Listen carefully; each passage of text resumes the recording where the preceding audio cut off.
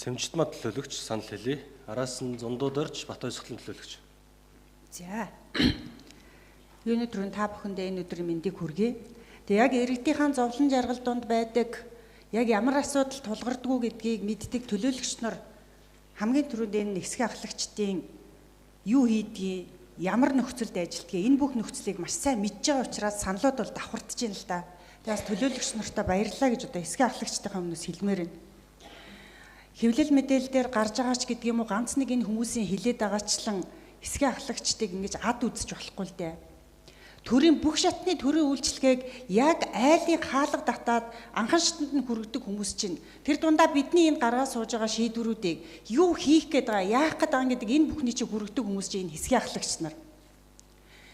Тэгээд дээрэс нь энэ хэсгийн ахлагчдыг энэ маш олон төлөөлөгчд хөдөлмөрийн гэрээгээр ажиллах хууль эрх зүйн орчны шинжилгээ тал дээр анхаарч ажиллая гэдэг дээр 100% санал нийлж байна.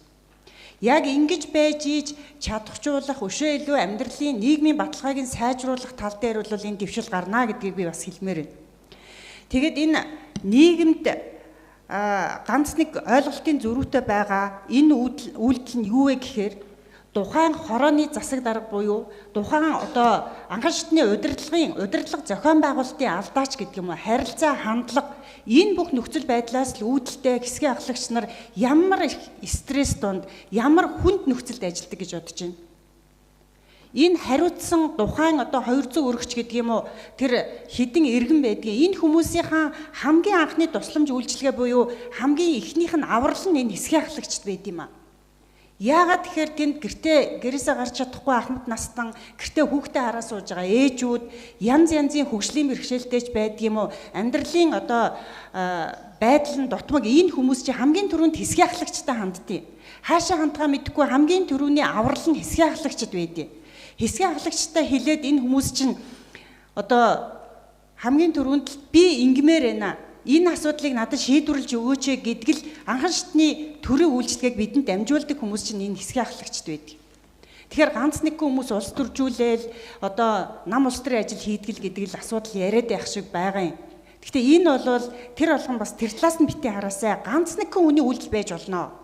Тэрийг нийт энэ одоо 1900 2000-ад энэ хэсгийн ахлагчдад битгий наагаасай гэж би бүр чин сэтгэлээсээ хүсэж байгаа.